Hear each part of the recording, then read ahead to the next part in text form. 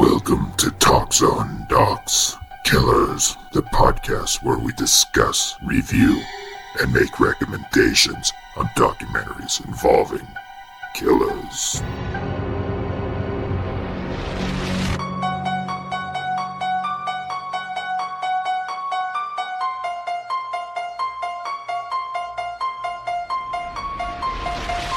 Maybe I should have killed 400 or 500 people, then I would have felt better. Then when I felt like I really offered society something. You know, if I wanted to kill somebody, I'd take this book and beat you to death with it, and I wouldn't feel a thing.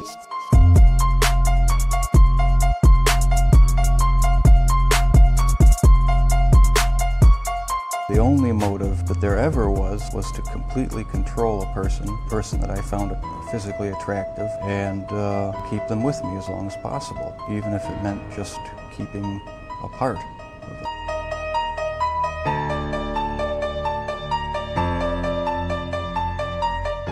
One part of my life, I killed people for nothing. Just for somebody to look at me wrong, I would kill them. Stab them, shoot them. And let me kill the rest of those guys to turn me into a serial killer. I know they did. I'm telling you because the cops let me keep killing them, Nick. A raped woman got executed and was used for books and movies and shit. And they're just daring me to kill again.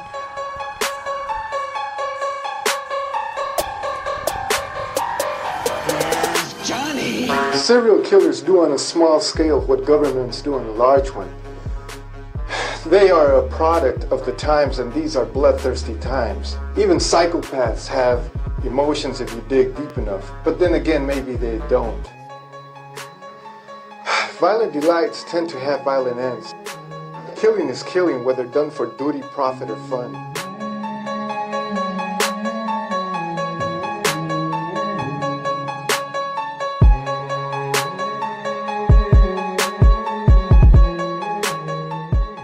Hello, and welcome to Talks on Docs, Killers Edition.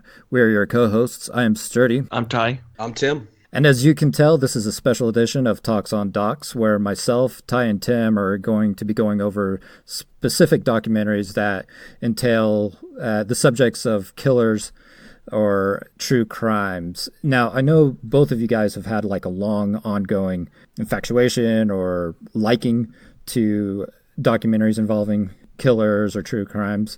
Tim, what's your history on it? Because you actually run like a group that basically covers any kind of like true crimes and stuff like that, right? Yeah, it might be said that I spend entirely too much time studying it, but I study a lot of criminal behavior, mainly serial killers, books, documentaries, YouTube videos, anything I can get my hands on, just trying to learn more about why these things happen. Would you call it like an infatuation? I guess, yeah, maybe unhealthy, but depends on who you ask, I guess.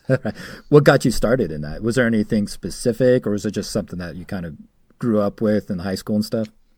In high school, my teacher showed us the video of Ted Bundy's last interview the night before he was executed, and kind of after that, I was just mesmerized and fell in love with all sorts of true crime, but it's gotten really heavy in the past couple of years that I've really dived into it. Now, so I'm 40. How old are you, Tim? I'm 31. You're 31. Okay, so you're 9 years younger than me, so that makes sense. Okay. So, like, when I was in high school, Charles Manson was all the rave. All the Charles Manson shirts were coming out, and everybody was getting those, and that's when, like, Hot Topic started selling them, and it actually made some news, you know. That was the first time that had entered the pop culture media, I guess, which was pretty interesting. And so, Ty, what about you? What struck you, or what caused you to get into following true crimes and killers?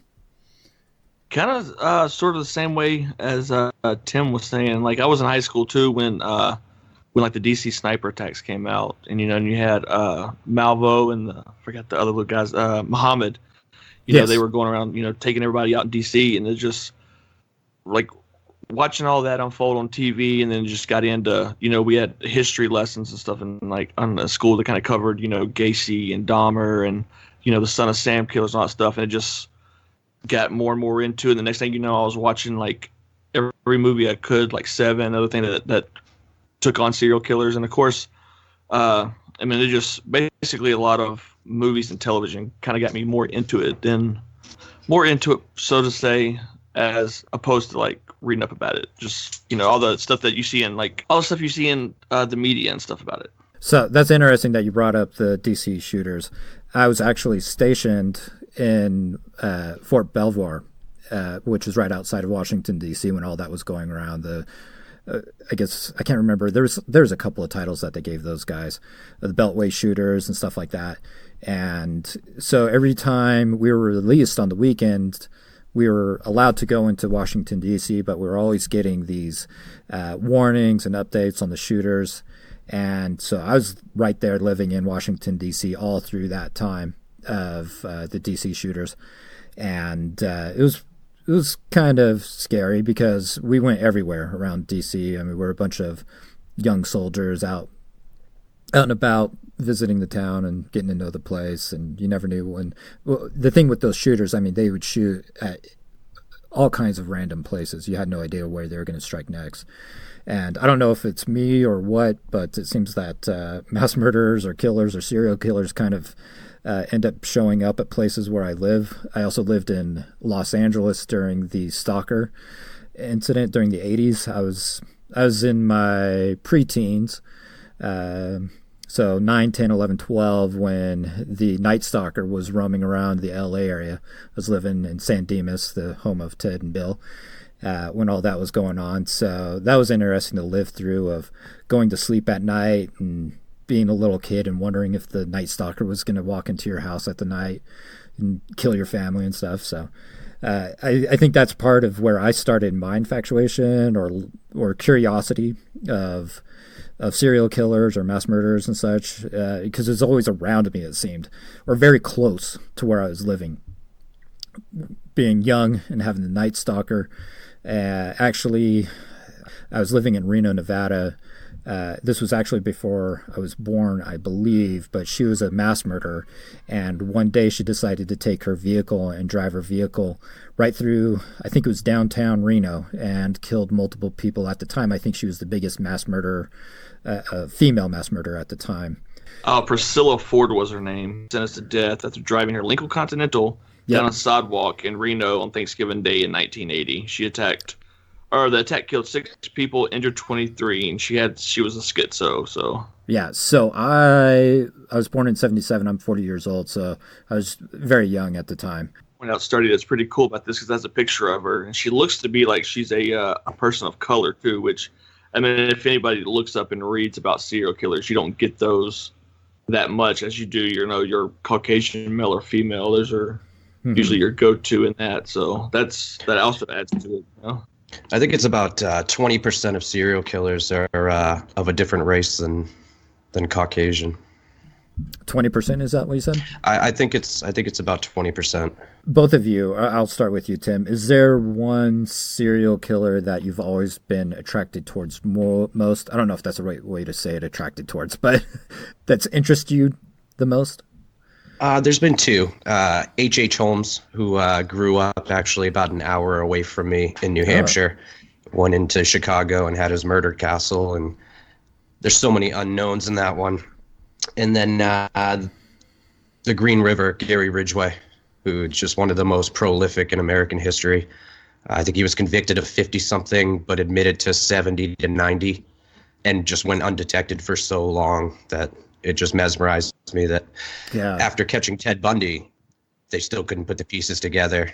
And Washington just seems to be a breeding ground for serial killers. Yeah. Ty, what about you? Is there one that you follow close? Yeah. One for me, and it's one, and we'll get into this later about when we talk about these documentaries, is that growing up, I grew up in Mississippi. One of the big ones was the Axeman in New Orleans. And he was a serial killer that was active in between, I want to say it was in the early 1900s. It was only about a year. It was 1918 to the October of the following year. And of course, it's one of those things. He was never caught, but he ended up killing 6 people down there, and he killed every single one of them with with an axe, of course. But they made, he's one that you've seen a lot within movies and stuff, because I think there's a movie called Hatchet, which is loosely based off of him. And then just like I said, just growing up, that was always one of the little tall tales you always heard. because we were 3 hours away from New Orleans, and so it was always like, oh, they never caught the Axeman, so if you misbehave, he's gonna come after you, so. Right. So you have a good connection to the Killer's Legend documentary that we're going to be going over, where you had that myth that kind of surrounded you growing up. Is that right? Yeah. So they kind of had like that myth of growing up, and of course, like I said, this guy was early 1900s, right? Which, of course, this is 80, 90 years later right. that actually born, but still, it's one of those things that kind of trickle down. You hear about it, you know about it, and like if you go to New Orleans, you could take like the tour and everything. New Orleans is a spooky voodoo city, so they've got that you can do, which is cool. So actually, that segues in pretty good for our first documentary, which is going to be Cropsey, which was a documentary that was directed by Josh Zeman. And you guys, I tried really hard to make contact with this guy and get him on the show, and he did show some interest, but he's kind of vague with his responses back. They were typically like 3 or 4 words. At first, it sounded like he wasn't interested, and then he said, yeah, let's do this, and I gave him a time of when we could do this, and he never responded back. Do you guys want me to search him on Skype and see if he'll actually respond? Yeah, that would be awesome. I'm a big fan of his. Are you? Okay, let me see. I am, yeah. They did the Killing Season about the Long Island serial killer, which is one I am really into also. It was like an 8-episode docuseries that was really good. Yeah, I've got 5 different Josh Zemans, but none of them are online right now. Well, there's a more button. Let me check that. No, none of them showing to be living in New York either, and I know that he's living in New York for sure. Oh, well, that would have been fun. Yeah, he's missing out. Yeah. Oh, well, I even gave him a time. I sent a tweet to him giving him the time of when we were going to be on, so. Oh, well. Better luck next time. Maybe he'll listen to the podcast and we'll jump on next time. So, I'm sorry, was it you, Tim, that was saying that you were a big fan of his and that you've watched a lot of his stuff? Yeah, I've watched, obviously Cropsey and Killer Legends, but the Killing Season was a really good documentary series that him and Rachel from Killer Legends did. Right. When first started with Long Island serial killer and then kind of just moved its way towards other cases that killer could be connected with, into long haul truckers, which is a whole nother animal. It was just a really good series, and they did a very good job with it. It was nice to get 8 episodes versus an hour and a half. You want to give us a quick rundown of Cropsey, and then we can talk about it? All right. Well, Staten Island, New York, there was an insane asylum named Willowbrook, and it became kind of the urban legend for all the kids in the area about Cropsey, who would come and take you if you were out in the woods. And then kids started going missing, and they arrested a man, Andre Rand, and he was convicted of one of the murders, and they were trying to put the other ones on him. There's people that fight for his innocence and people that think he's pretty guilty. Yeah. Now, did you grow up with any urban legends when you were in high school, like close to where you were living, other than the one that you had already mentioned? Not really. I mean, I always heard of the hook guy, and we'll get into that later, and then the Halloween candy and stuff like that, but never really any certain nobody's going to come and snatch you in the middle of the night. Right. Ty, did you have any urban legends other than the one that you mentioned? Yeah, the Axeman was pretty much it. I mean, of course, we all played, try to scare each other, and told after watching like the Candyman movie, that came out and stuff. We try to scare each other with that. But as far as anything per se like Cropsey or anything, we didn't have anything besides, like I said, like the Axeman and things like that. So I grew up in Reno, Nevada, and there's also another city that's up in the hills called Virginia City. And both of them kind of had their legends. So there's a street downtown Reno in Old Reno, and there was this old mansion. And when it was built, it was very mysterious at the very beginning. Now, there was never an actual serial killer that was associated to it. It was more of like a haunting of a house, and where I think at one point people had committed suicide or hung themselves, or kids had mysteriously died in the mansion. And so it became this folklore of Reno. And at one point the building became unoccupied, and that's when I was in high school. And so all these like urban legends started to come out about it being haunted and that it's one of the 7 gates of hell. So the way that this building or this mansion set, it was on one of the main roads of downtown Reno, but the backside of it was basically this pretty steep cliff. So you had to approach the backyard from the front of the house. There was really no way to get to the backyard other than through the front because of the cliff on the backside of the property.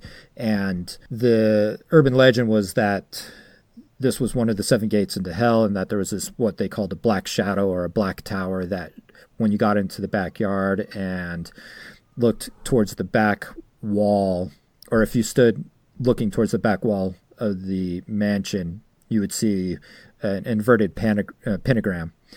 And when you got centered to that and you stepped back out into the middle of the yard, there'd be this black shadow or tower that would come from the sky and come down onto the property, which would open this gate.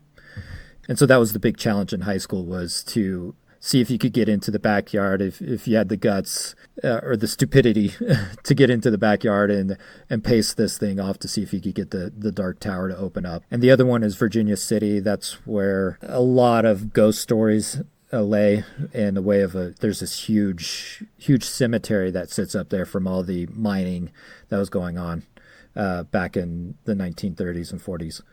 And a lot of ghost stories and stuff like that, but nothing in the way of urban legends as in you're following a specific killer that becomes an urban legend or anything like that. Tim, how does the beginning of this start off? I think they visit the property, right? They give you kind of like an overlay of the property. Yeah, they kind of walk you through the woods, and then it's kind of eerie because it's all kind of run down and overgrown, and there's a lot of graffiti everywhere. You can tell kids have been out there partying and stuff looking for ghosts, but they kind of just approach the old, I guess, insane asylum is the best way to say it. And they kind of tore through, and Josh kind of gives you the rundown of who Cropsby was and what he was to them growing up.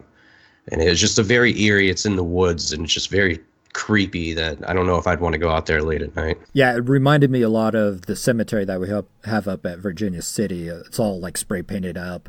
It's like kind of like a ghost town. It's not like maintained by anything. The buildings are like basically crumbling around themselves. Everything's overgrown. And that was the challenge in high school, was to see how far you could walk into the cemetery.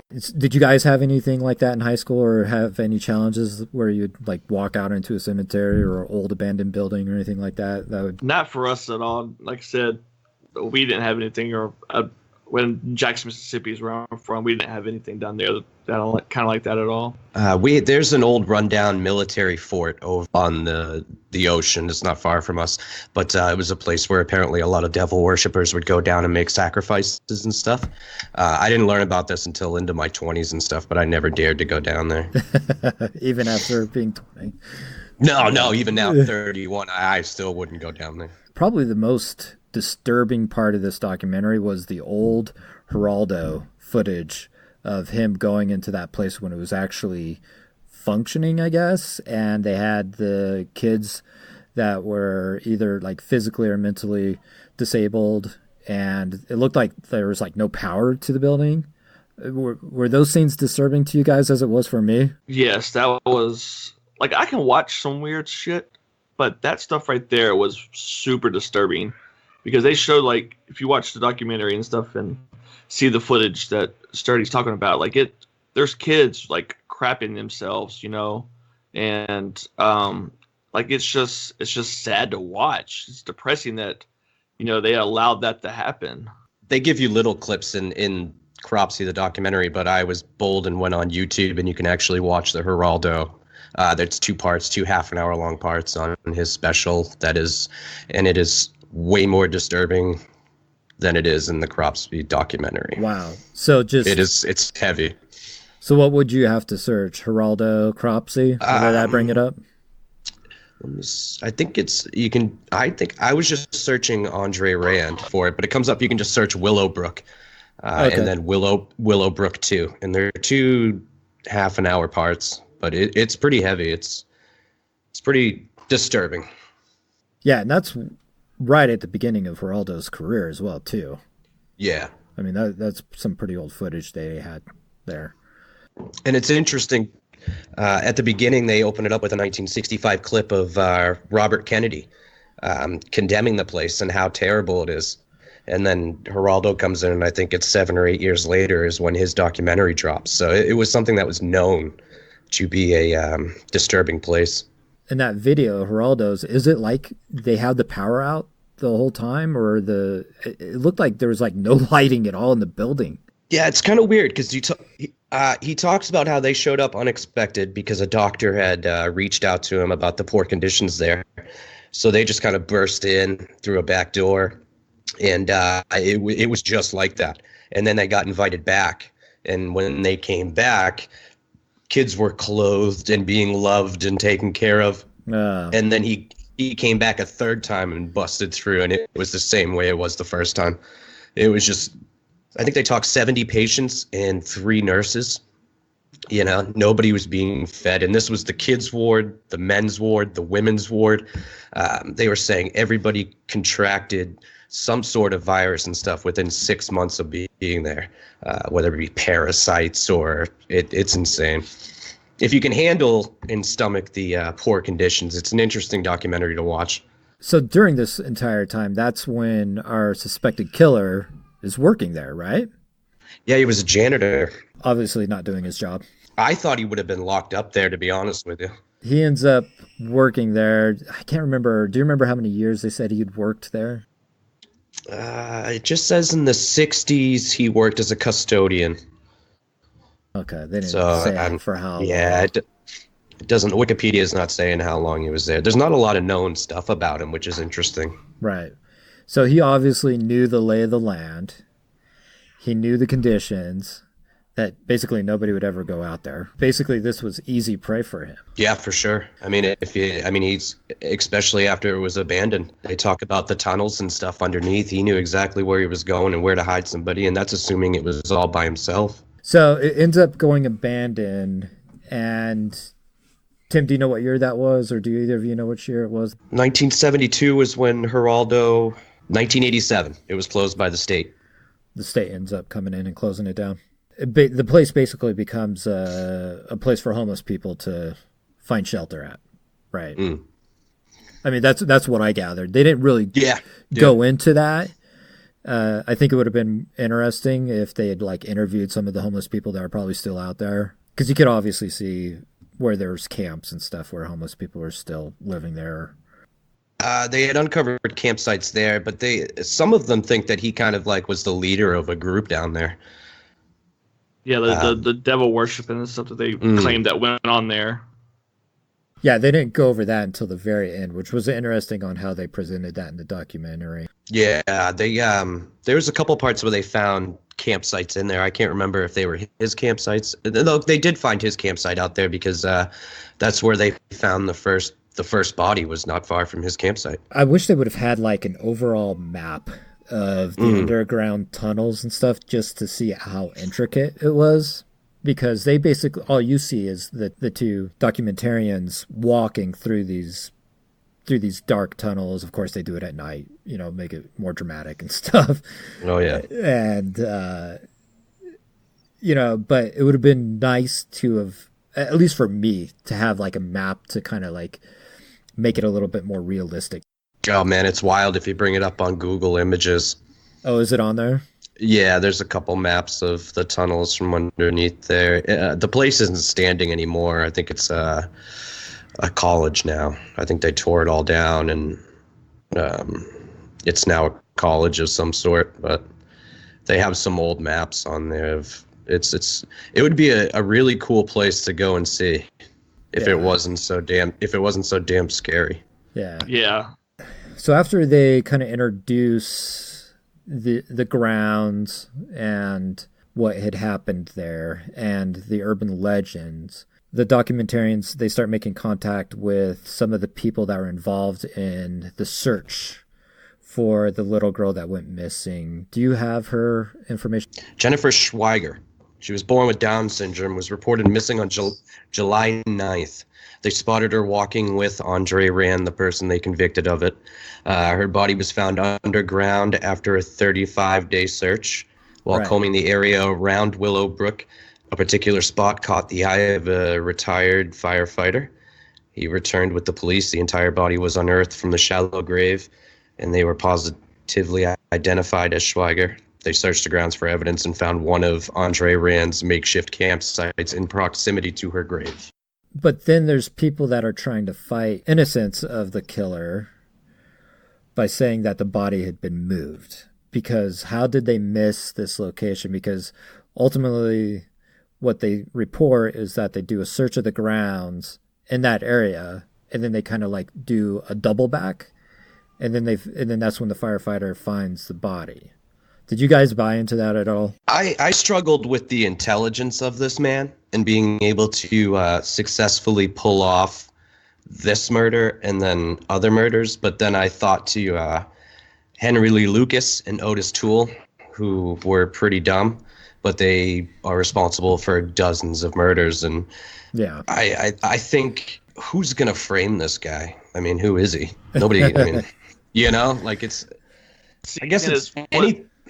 What were you saying, Ty? I was going to say, that also, too, especially in that day and age, and after, the few other murderers that they were, I guess, that they try to put on him as well. I mean, they were looking for somebody, they were trying to get a conviction. I mean, they had this guy that, that is slow, per se, and of low IQ. Right. That I think they were just trying to nail him down to say, hey, we solved it. Everyone can sleep easy, Right. And we see this a lot in serial killer documentaries where it seems like the state or the district attorney is basically telling the law enforcement agency, hey, we got to get this guy or find somebody who at least meets the requirements in this like conspiracy theory kind of thing of where, find whoever you can pin this kind of thing on and bring them in, and we'll run with it that way, and basically, clear the waters by doing it that. I mean, we'll get into that with legend or killer legends as well too, because there's a couple of killers that are mentioned in there where they try where there's this conspiracy that the government's trying to just put an end to it, and they convict somebody. But there's always somebody on the side that has a little bit of information that creates a reasonable doubt. It's interesting because it's how desperate are they to get a conviction and to convince people that they're safe, and how many people did they not look at to just look at Andre Rand? Mm-hmm. And it's very interesting because he's got a lot of friends that he was with that say, no, he wouldn't do something like that. And then you send this picture out of this guy walking out of the courthouse drooling, right, saying drifter arrested. Well, yeah. I mean, I think it's a line in the documentary. I mean, that's guilty. That's right. it. Yeah. It's done.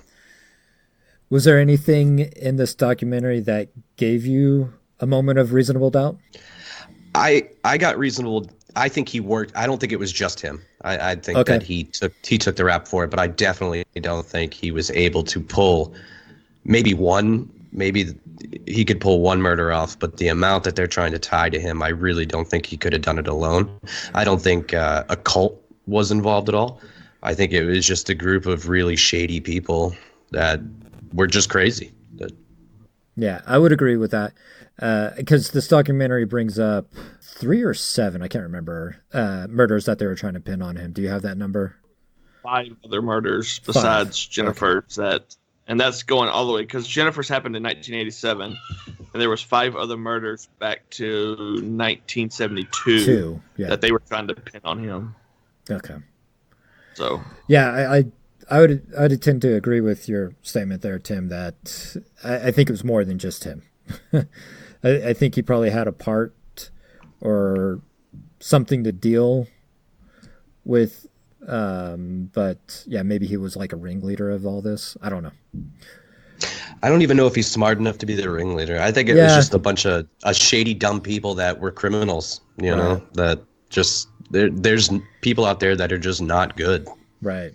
Yeah. And a lot of these victims he can be tied to being seen with or in the area with that. Right. It's unfortunate.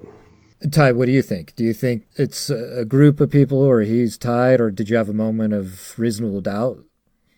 I don't think there was, as far as like a moment of reasonable doubt. I kind of agree with Tim that there was some stuff going on. Whether it was a group, I mean, it, like you said, like seeing the videos and stuff of him acting the way he did. Like I could even see, like it being like ex-workers from Willowbrook that kind of had this, I don't know, just a weird thing for, people of low IQ, because like even one of the other guys that they tried to place on him was a kid that, of course, back in the 70s technically had low IQ and all that stuff, and a lot of the victims were that. So I mean, it could have been, it could have just been like PTSD type stuff from working around all that at Willowbrook that kind of made them do this. Maybe they thought they were saving them by killing them. Who knows? It could gone that way. Who knows? That's actually a really good point, Ty. I didn't even think of that. That it was a place for the mentally handicapped, and the first victim they found was mentally handicapped. That's a good point. That they were trying to save them. Yeah, and then it's one of those things too. I mean, and I'm not necessarily going to call it like Stockholm syndrome, because I don't think that's the word, but it's the assumption that if he's a janitor there and he worked there for so many years and stuff, I mean, you're around, and especially in those poor conditions, like you see in the Geraldo tapes, whatever. If you're around that, you're hearing the screams, you're seeing the people rock, all that stuff all the time. You're going to have to be a mentally strong person to be able to handle and see that on a daily basis. And if, like they said, if Rand had a low IQ as well, per se, like I don't see him being able to mentally withstand what he was having to go through every day, cleaning up behind the kids and whoever else that he was having to deal with. You wonder how much of his end mental capacity was the result of him being around that type of atmosphere all the time. Maybe he was more of a normal person earlier on, and him working there kind of broke him at some point as well too, working in those conditions. I don't buy into the devil cult sacrificing these children. Yeah, I felt that was pretty far reaching as well too. There's no evidence for that, and I think he's definitely guilty of luring these children and their lives being taken. I don't think he acted alone. And as far as his IQ, like you see him drooling out the courthouse, but then in some clips where you can hear him speak in his letters, he's a very well-educated person. Right. But he will not speak about it. He didn't take the stand in the Hawley and Hughes trial. He won't do media interviews. He has shot them down. He'll have them, like it's in the documentary, he'll have them show up, and then last minute no, I don't want to talk to them. He's very intelligent in certain ways. I'd be really curious to hear his side of the story. Yeah. And if he feels he was railroaded, well, give us your side of the story.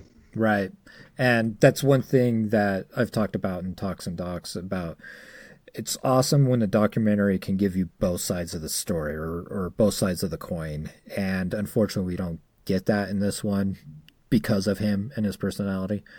Honestly, when he came out of that courthouse, he looked drugged to me. I've worked and have been around a lot of people who have had psychotic breaks and who are mentally challenged, or I've been inside of mental facilities and such.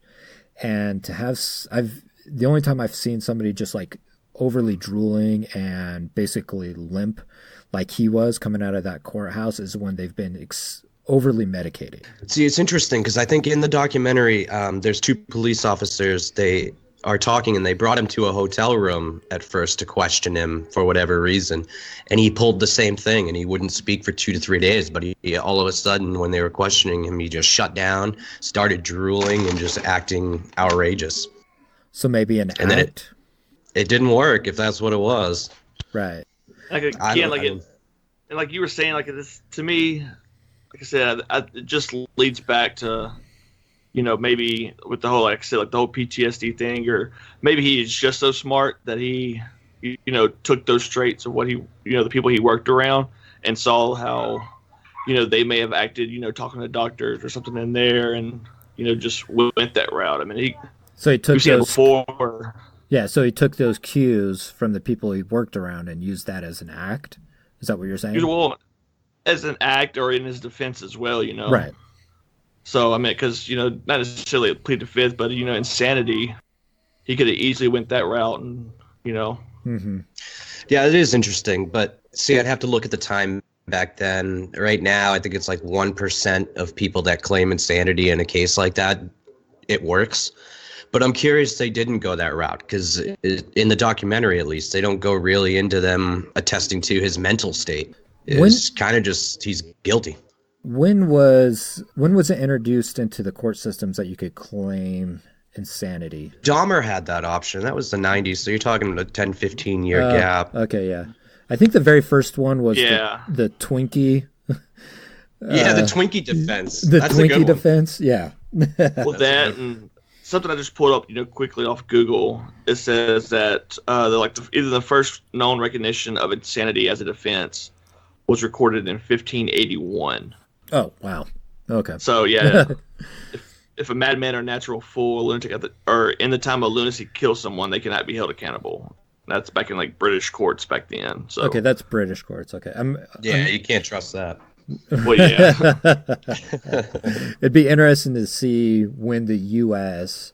court system first upheld or recognized a insanity plead and backed it.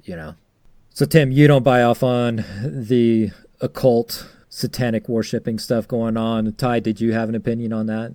Yeah, I don't believe it either. I think with it being so far up in New England, I mean, you think about it, anytime kids are involved or something where a bunch of them go missing, it's always Satan. Oh, okay. I don't take the whole cult or Satan worshippers off at all. It's really not that big of a thing now. I don't think it has the shock and awe. I think it did when this documentary was being made. That shock and awe or the satanic cult kind of tied to it was kind of like a hook to get people interested in it. And I think that might have been why the documentarians added it to it. Yeah, it seemed very out of place. Yeah, it was kind of far reaching even for the documentarians to add it. Mm-hmm. Yeah, because it doesn't show up in any of at least Josh's other work that I've seen. It just seemed very out of place. That will conclude our section of Crosby, and next we'll be going over their other documentary, Killer Legends.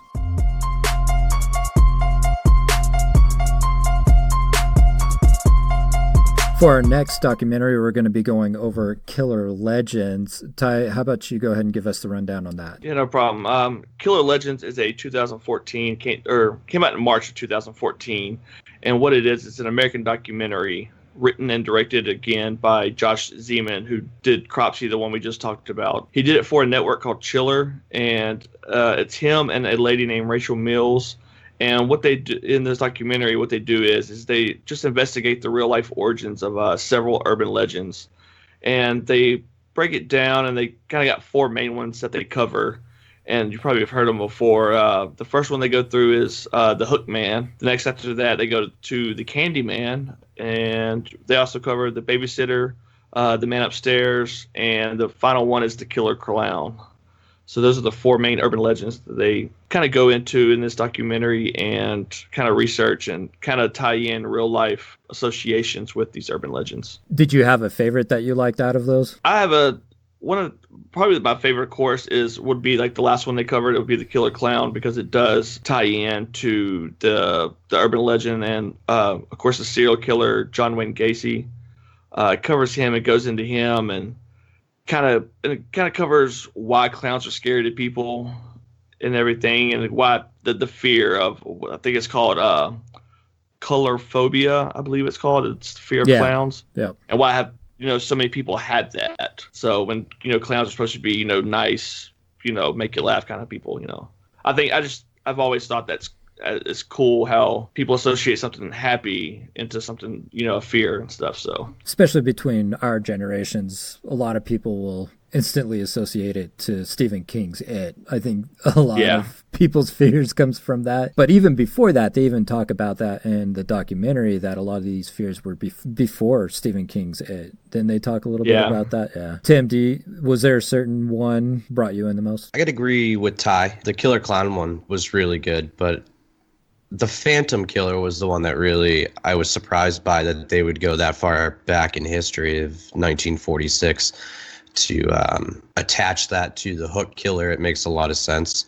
I enjoyed all of them, but I would say probably the Phantom Killer or the Killer Clown, because Tim Curry Pennywise scared the crap out of me growing up. So between the two of them, it's even for me. The Killer Clown part of it, the It thing kind of draws me in. But the one that actually drew me in the most was the Candyman. And the reason I think that one drew me in the most is because I remember as a young kid, I'm talking about like 8, 9, 10, during the mid-'80s, when that whole scare of Halloween candy being loaded up with poisons and razor blades and all that stuff. And I mean, I killed it during Halloween. I made tons. I got a lot of candy, but I always had to bring it home. I couldn't eat any of it until I got home for my parents to inspect it. And I never got to the point, or my parents never got to the point of actually taking it down to the hospitals to get the x-ray scans and stuff. But I totally remember that as a kid,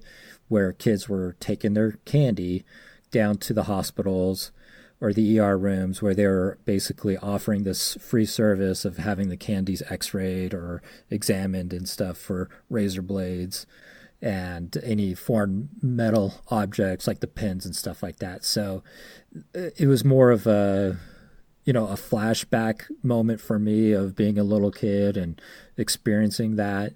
Now, when you guys did trick-or-treating, do you remember having to be cautious of that, or those urban legends coming up?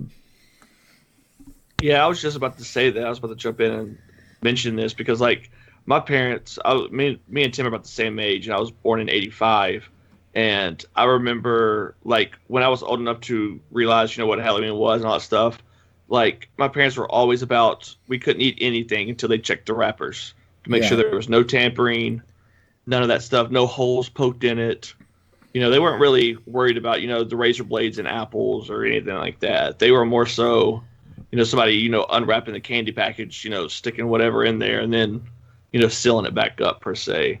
But of course, them, when they, had me, I mean, they were in their early 20s. So like they were, that was, about that time that like you were just talking about, that whole scare was going on. So they lived through that. Yeah, they lived through that too. And so that kind of trickled down, 9 years later when I could go trick-or-treat and stuff like that it was always the thing. And it got so to a point too, to where it was always, we'd always go to the church because who's going to poison kids at the church? Or we'd go to the American Legion, or, we would go to our next door neighbors that were right by our house because our parents felt safe that we knew them, but we would never go into neighborhoods or, places that we were unfamiliar with and go trick-or-treating. It was always church, American Legion, or, school. So yeah, exactly. Tim, did you have any of those similar experiences when you were growing up trick-or-treating? Yeah, I mean, there was always the fear of, there's going to be some tainted candy. We didn't worry, like Ty said, so much about razor blades and candy apples and stuff like that. It was more, little needle marks in a Reese's peanut butter cup or something. I never knew anybody that had any issue, and it's kind of funny how you just grow up with that fear at our age, that somebody's going to mess with your trick-or-treating candy. So, like, I mean, we stuck to safe neighborhoods. We knew people, or until I got a little older, and then it wasn't about, getting candy. It was about wreaking havoc on the neighborhoods. But we always had that, but it wasn't like it wasn't in the forefront of Halloween around here. It was, there's always that chance, but... And then we saw Halloween 3, and it was just that kid walking into the hospital with the razor blade in his mouth is terrifying. At the very beginning of the documentary, they went over Crosby, which we basically already went over. There was nothing new that they introduced. It was basically all the same kind of information that they went over in Crosby. And so after that, then they go into the Hook, right? The Hook, yeah. which is basically they traced it back to what it is. It was a man with a hook hand that attempts to murder teenagers who basically parked on a lover lane, and they basically through this little section of the documentary they tie it to the Texarkana Moonlight Murders, which are unsolved crimes. And they ended up being a basis for a film called the Town That Dreaded Sundown that came out.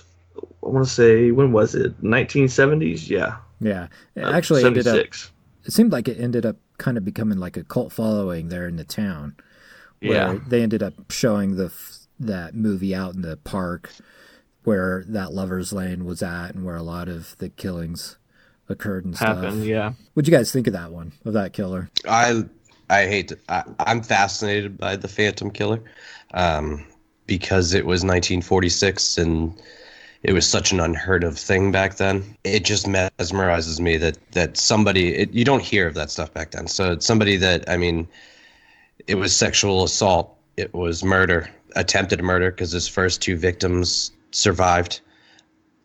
He would attack them in Lover's Lane, but then he also showed up at somebody's house and shot the husband and then shot the woman, but she survived. She got shot in the face, and her struggle, it's incredible, the fact that she survived that. But it's the guy just showing up randomly, you parked out with a girl and all of a sudden it's like the Zodiac, some crazy person shows up and he's just a nasty guy. What'd you take from it, Ty? And yeah, just basically what Tim said and stuff, and it's kind of cool and stuff if you look at it. Because you got to imagine, like, this is back in the early days, like 1940s and stuff, and where, if you go to that town now, you'll probably look at it and be like, well, why didn't anybody hear anything going on? But, 1940s, it's, this Lover's Lane's kind of out away from a little bit of civilization. And, if you're out in the country, you don't really hear anything all too much, So it was a pretty good, they did, like I said, I think they did a really good job as far as explaining and as far as getting into like the Texarkana and talking to the folks there, and because like you said, like the folks were all about be like, yeah, well, that's right over there, that's where it happened. The town knows about it. The town's not hiding from it. They're kind of sort of, to me, it kind of looked like they were happy to have like the tourist folks to come in and to ask about it per se. Yeah, it seemed like the documentarians kind of lucked out on this one because they went into, I don't know, it was like a convenience store or some type of shop, and they end up running into that elderly lady who ended up like walking them right out to the spot as when they first got into town and stuff. And then they start to find out that a lot of the town realizes all the stuff that went on and everything. So it was really cool to see them develop these relationships with the town people that lived there or lived there shortly after it and knew of the history and everything. Those are interesting to me. The thing that caught me about this story, and I think this was probably the most dramatic story for me because, well, maybe it's a close first or second, is first of all, the killer is, I'm going to say they're very psychopathic, where very aggressive killer, and went out on a hunt, and there was no specific. I mean, the prey was typically younger couples, it seemed like, but he was going after people in cars, and he goes, and then he moves up, he progresses, he goes to houses, and so there's this kind of like evolution, it seems like, in the killer, which is very typical of like somebody who would be psychopathic. And the other thing that freaked me out about this one, I don't know why, but the whole potato bag or mask or hood over the head with the eye slits, for some reason that's the most disturbing image of a killer to me. Like if that's in a horror movie or something, the guy with the hood over his head, that's the one that freaks me out.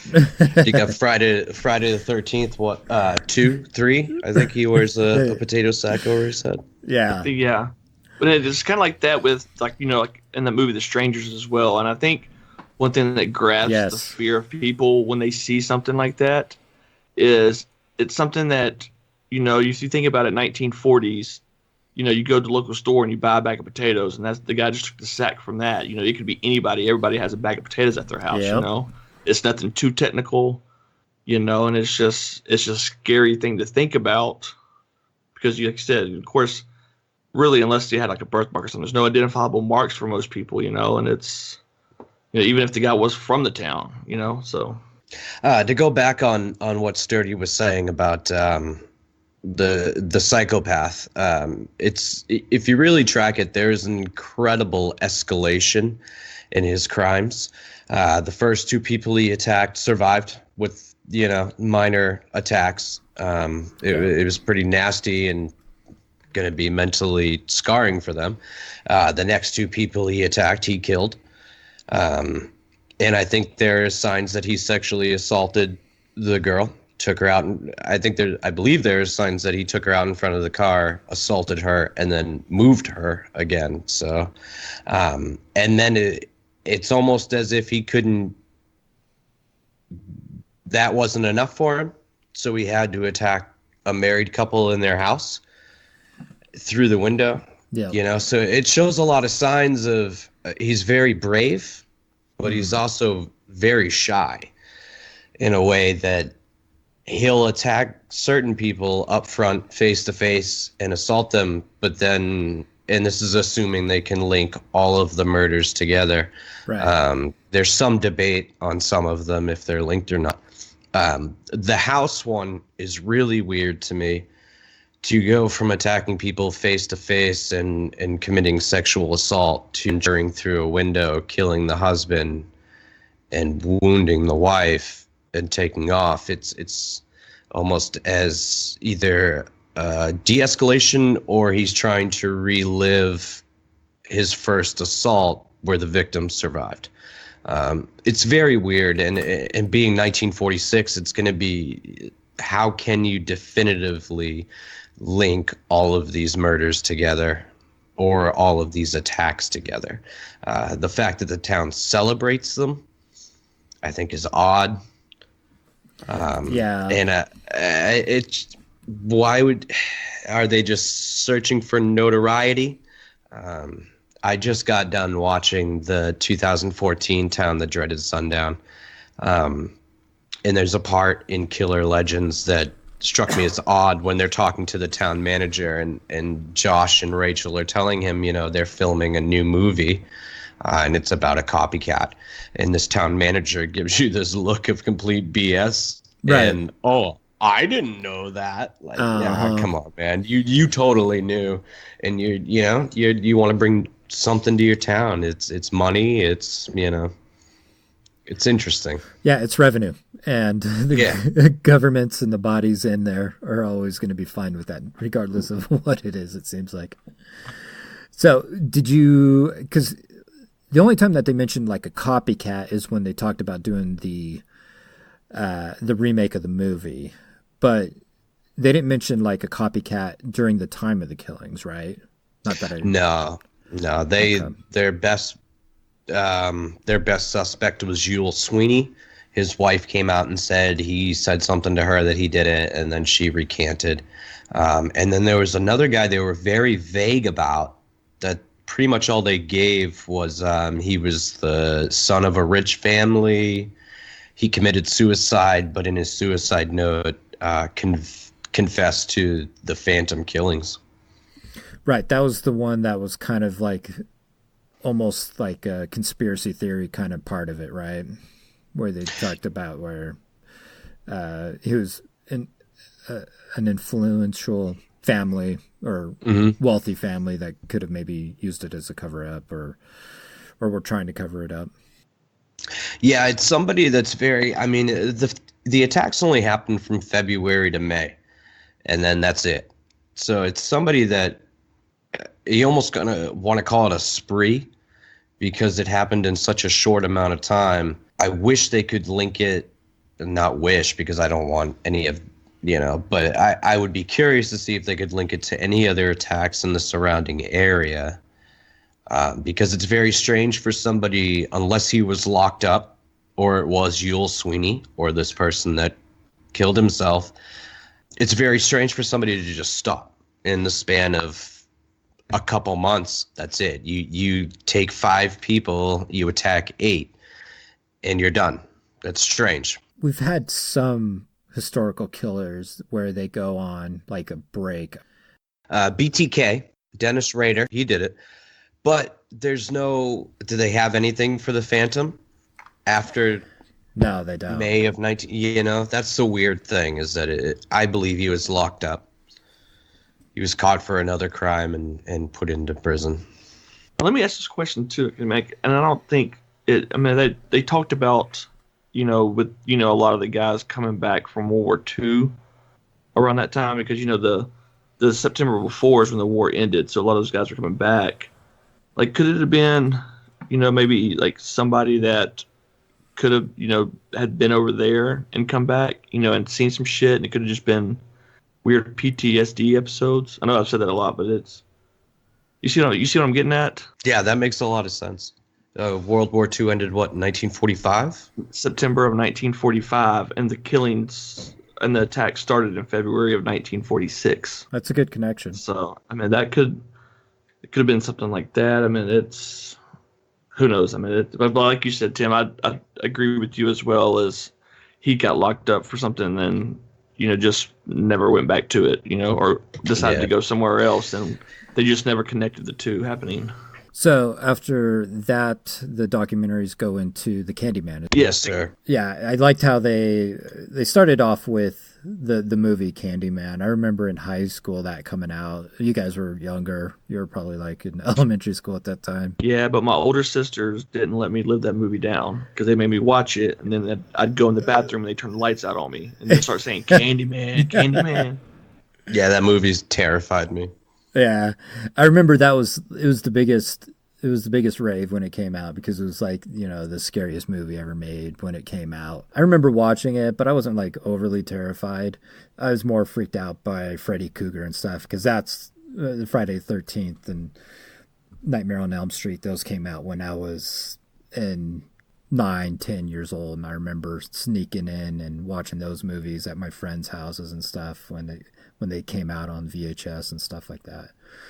So those were the ones that freaked me out, but not Candyman. But it was interesting that they opened it up with that, and then it goes into the story of this monstrous dad. So did he know which child he was going to end up poisoning with the candy? So ultimately, they find out that the father poisons the kids with cyanide using pixie sticks. Yeah, cyanide and pixie sticks. So did he know which child? Yeah, he took out life insurance policies on I think it was both of his kids. No, I think it was both of his kids. Or all of his kids. I'm assuming it was 2. I think he was ready to kill both every kid there. Well, no, okay. So I remember.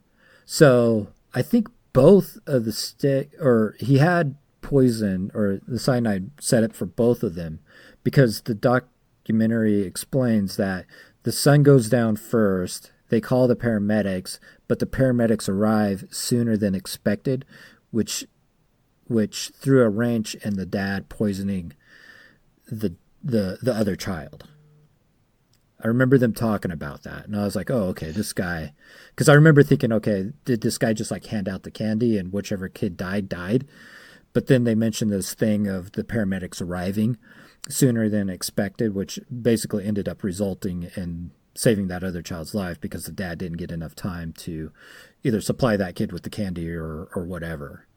So, I mean, this guy was morbid, sick in the head, obviously. Documentary made it seem like his intentions were to kill off both kids and collect the insurance on poisoning him from the Halloween candy. I got the impression he was ready to sacrifice all of the kids, the neighbor kids and his kids. There was one thing that, because his neighbor kids were there. It was a very strange thing.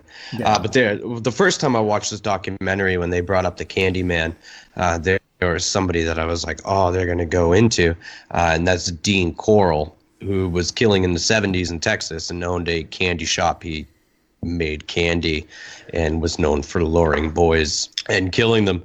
So I was surprised when they didn't go into that, because he's known as the Candyman killer. Yeah. So when they went into this, it was a big surprise to me, but it was pretty clear early on that the father was responsible for this. The worst part of what makes this guy a complete piece of crap and waste of life is that at his son's funeral that he killed, he sang a hymn and cried. And to me, that is just the most pathetic thing you can do, that not only did you murder your own son, you're then going to stand at his funeral in a church, sing a hymn, and cry. Right. Knowing the whole time that you are a giant waste of life. That was the hardest part for me with this story. Having kids and not even having kids, but being a decent human being. To do that is just it's a piece of crap thing to do. And it really bummed me out. Yeah. Do you remember what the dad did for work? Did they mention it? I don't think they mentioned it. I remember them talking about them being middle class. Yeah, I think they were just a regular run-of-the-mill family that, his Wikipedia page says he was an optician. Really? So he was eyesight?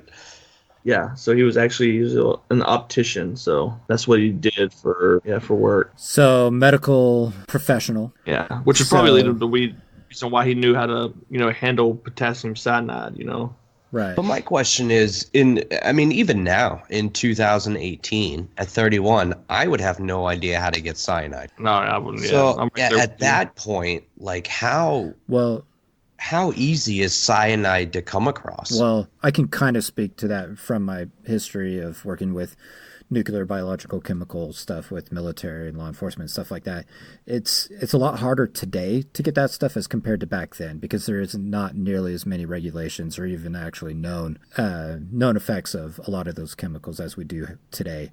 Now knowing or hearing that he was a professional, a medical professional, I wouldn't be surprised if he would have came back as having indications of being psychopathic by the actions that he took with killing his own kids, all the stuff that he had to perform to do that, the intellect to do it, the career field that he had, because studies show now that people that are in very high professional levels or successful, or people who are successful in politicians, medical fields, very successful business people, business owners and stuff like that, they showed psychopathic tendencies. So I would not be surprised if the Candyman, was psychopathic. Oh yeah, definitely. Also, with that, and also like with the being up there, I mean, you look at high stress, because like on his little Wikipedia thing about him, it says that the reason why he took the insurance out on his son and stuff and on his daughter was because he was in over $100,000 in debt at the time. So, this being 1974, $100,000 is a lot of money. So, like, the stress of that could lead people to do some pretty drastic stuff. And it doesn't mention why he was in that amount of debt? Was it like... No, it just says that he was, at that time in his life, he was in over $100,000 in debt, and it doesn't go into why he was, why was that, or how, He was a complete narcissist. Yes. If you watch his interviews and stuff, all he cared about was him. So I wouldn't be surprised if he was in debt because, he spent money on his business or some other endeavor. Yeah. And, his family is completely, has no idea why he'd be in debt. So all he cares about is himself. So how can I get myself out of debt? Well, I'll take these life insurance policies out on my children. And he was evil. He was evil, and he accepted no responsibility for anything he did at all. In his interviews and stuff, I think right before he was executed, he asked that people would forgive him, but he still had no admission of guilt of taking the life of his own child. But a complete narcissist. So I have no doubt that he was in debt because of his own fault. Yeah, that's the only part that doesn't quite make sense of him being ultimately narcissistic or psychopathic, is because he made it too easy for law enforcement to catch him. He went around asking people how to get a hold of the cyanide or how to administer or whatever it was. There was this very strong trail for law enforcement to follow. Law enforcement also, they drove him around because he couldn't remember the exact house that he got the pixie stick from. Right. So law enforcement drove him around, and he it's ridiculous. They're driving down a neighborhood and he sees the first person outside and says, "Oh, it was that house." Right. That was the person. And then come to find out, no, that person has an airtight alibi. It was not that person. Right. I'm surprised it took law enforcement so long, at least the way the documentary shows it, as catching on to the fact that this guy, I mean, he had something to do with it. Yeah, that's the only part that doesn't quite click, is in the way of your like classic psychopath, because they're typically really good about cleaning up their crumb trails, you know, and making it hard on law enforcement to catch them, because that's part of their game. That's part of their game, is getting away with it and that's not how they being get caught. off. Yeah, it's part of their arousal in it all, and that's the only part that kind of dumbfounds me about it all, is how easy he did make it for law enforcement. And I'll say one other thing that's like even pops up. It says that you know, on the day of his son's funeral, you know, his brother-in-law and sister-in-law testified that he was talking about what he was going to do with the insurance policy money. But like going on a long vacation, you know, and buy other items. I mean, that's the last thing you're thinking about. Yeah, exactly. And you're talking about it at a funeral for your son. Like that just screams you did it. You know, that's silly. But all people grieve differently. That is true. But... You know, I mean, it's one of the things that, I mean, I'm not arguing for this man's innocence at all, but all people grieve differently. A lot of times it is jumped to the assumption that it was either the husband or the father or the scorned lover, and then it's used against them how they act, and I don't think that's fair. This dude, he's guilty as sin. And I'll second that. So then we go on to our next killer, which was... Babysitter and the Man Upstairs. Oh, Babysitter and the Man Upstairs. Classic. All right. Do you guys have any stories that would relate to this at all? No, it just goes back. Like I said, growing up, you know, I grew up in the 90s and stuff, and I got into about, you know, a lot of horror movies and stuff from like 95 past, like that, like into now. And so, like, of course, like, this story of hearing like the legend of, you know, the babysitter and the man upstairs. I mean, you've seen it before in plenty of movies. You've seen it, like, I think probably the best one. You've probably seen it in Scream. Like the very opening scene is of this, you know, and you know, from hearing this legend and stuff like that, and then, you know, just being a dumb kid where you would call, you know, you knew your sister was watching your other brother in the other room, so you'd call the phone, hang up, call the phone, hang up. You know, just to freak everybody out, because it's 9:30 at night and there ain't nothing else to do. You're just trying to scare them. So I was surprised at how many movies have used this storyline. Yeah, I didn't realize so many horror movies had used that "We Call Her Upstairs" theme. And so, did they associate this one to a specific killer, or was it just the legend of it? No, they linked it to, I think, a couple murders. Yeah. There was this really weird one where this girl, she was babysitting, and then she was murdered. I believe she was sexually assaulted. But there was this really weird thing where they thought it was a guy who knew the homeowner based on they went to high school together, but then he broke the front window, but then came in through the front door. The way they proved that it was somebody that she knew was because there was a shotgun by the front door, and he breaking through the window distracted her and ran her into the kitchen, which enabled him to distract her from dragging the shotgun. I think that was the biggest piece of, I can't remember his name. I think Robert Mueller. Yeah. I got my notes here. Yeah. He was a high school friend of the homeowner. But they originally arrested this guy, Floyd Cochran. He had, I believe, murdered his wife. And they tried to pin these two murders on him of the so-called babysitter murders. But then it goes into a series of rapes that went around the town that they can't definitively pin on anybody. Yeah, now I'm remembering the story. Yeah, it was very well meditated murder when they said it was the one the one guy who like called ahead to see who was like babysitting and stuff, right? Was that part of it? Yeah, that was the premise. The actual truth, and I think what they connected to the actual murders, it wasn't. The way that seemed that they approached it was that these were people that knew the layout, knew she'd be babysitting, at least with the first one. I can't remember the name of the homeowner, but apparently she had called and asked this, or Robert Mueller had called and asked her to babysit, and she couldn't, so she went over. I want to say it begins with an R, but she went over to this other house that he was friends with. So that's their biggest connection to him, that he did it. Yeah, the documentary, that's what I think, if I remember correctly, that's what it said, is that Mueller had called to ask her to babysit for him, but he told her no, that she couldn't because she was already babysitting for the other family.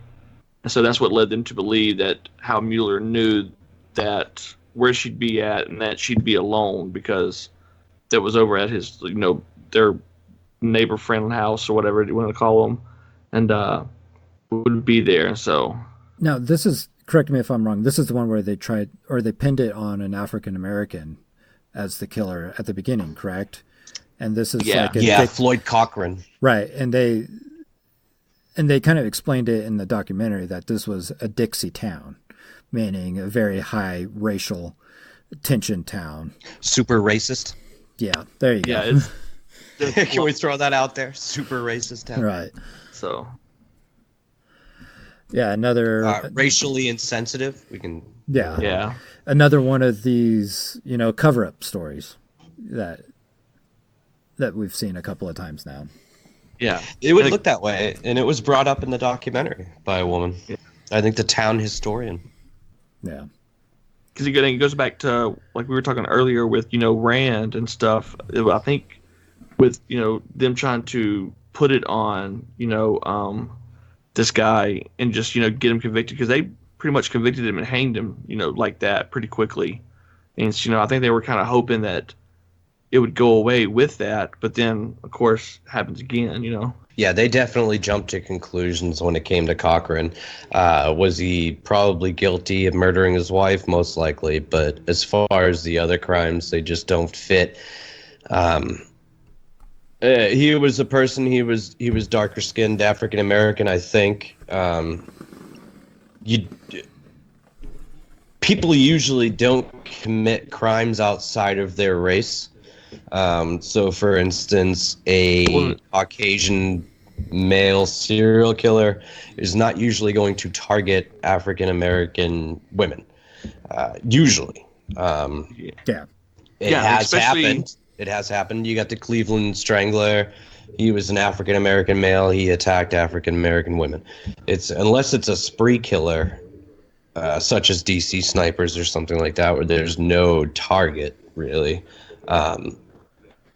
Crimes like that aren't usually committed outside of race. Right. I would say for that time period, those statistics would probably be good, but I would not be surprised whatsoever if those statistics flip at some time, like say 20 years from now or 10 years from now. Yeah. Oh, no doubt. You got the Tampa Bay serial killer, who they think they just caught. He committed.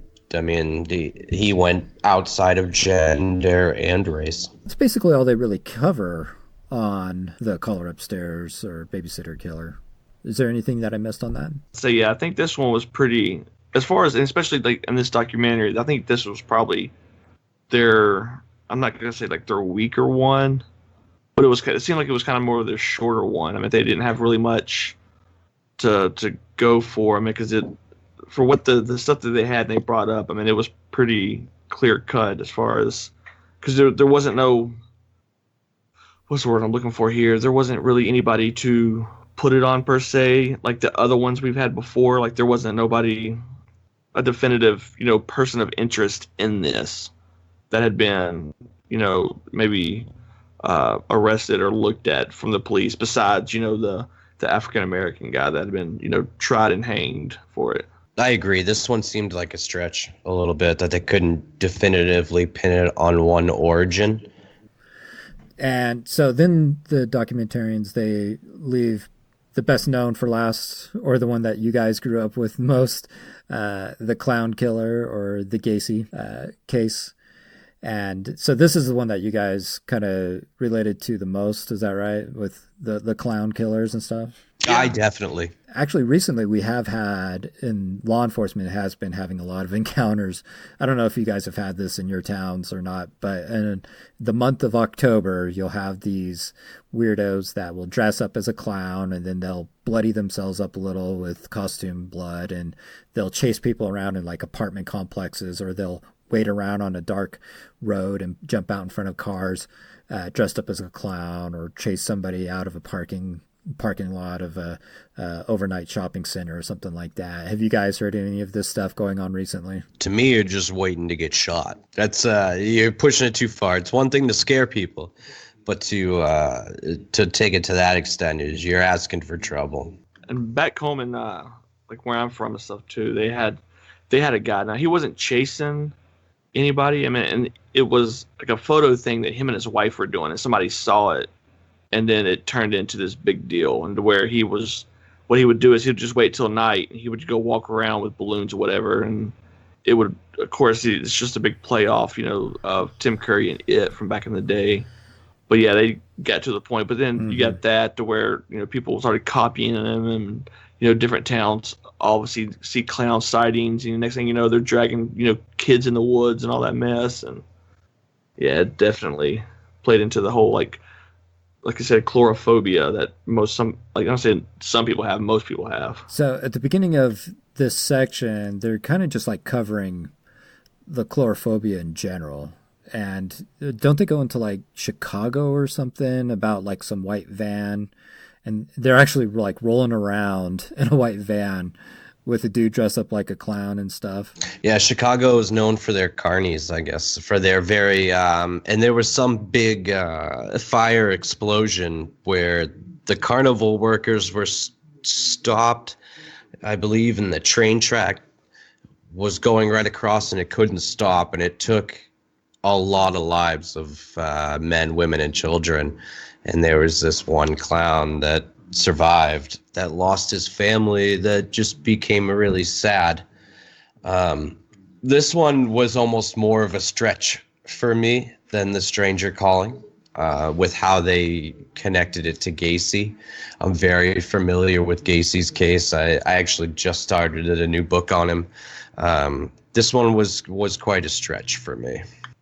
Yeah, I gathered the same thing. It was basically they had two people or two stories, and the only association were clowns, and they tried to piece it together as much as they could, but it was a kind of a poor attempt. Yeah, it was great, but let me ask you this question, Tim. Didn't if I'm correct, Gacy never actually killed anybody like in his clown suit. Like that was just like his profession, that he just happened to be a clown.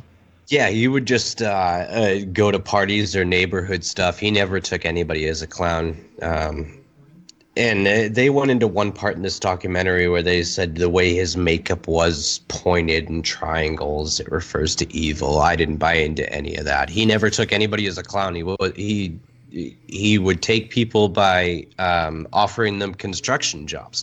That's what got him caught. He went to a pharmacy and offered this 15, 16-year-old kid, you're not making money here. I can give you money.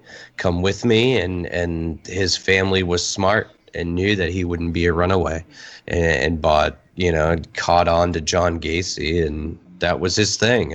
I'll give you a job, but I'm going to kill you ultimately. They were definitely trying to kind of, I guess you could say, tie the knot on the end of it with Gacy and use him for, I guess you could say, their last big, recognizable name. Yeah, recognizable name, bookend for the documentary. That was it, though.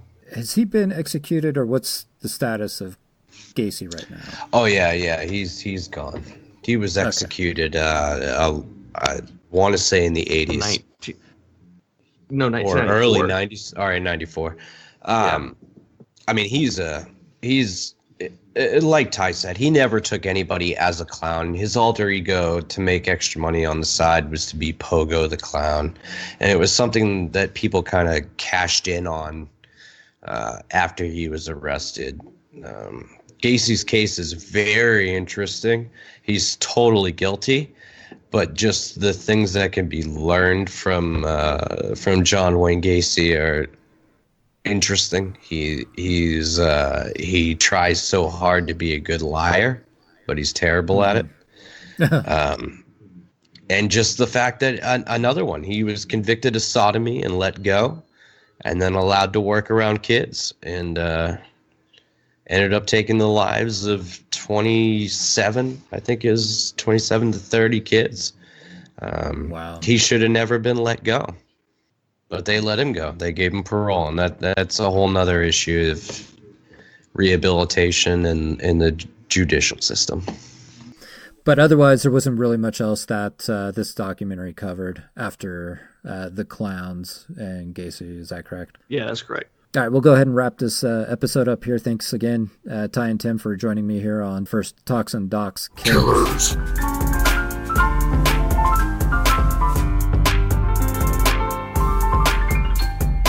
Talks on Docs is a community podcast, meaning we want to get to know you and to talk to you, the listeners. But to make that happen, we need you to first contact us. Please feel free to email us at talksondocs@gmail.com. Or if you prefer, contact us on Facebook at Talks on Docs or on Twitter at Talks on Docs.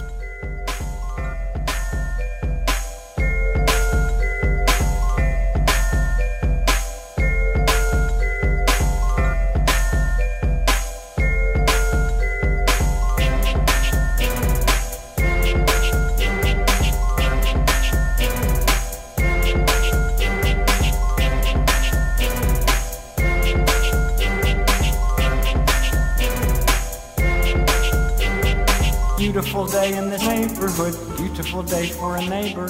Would you be mine? Could you be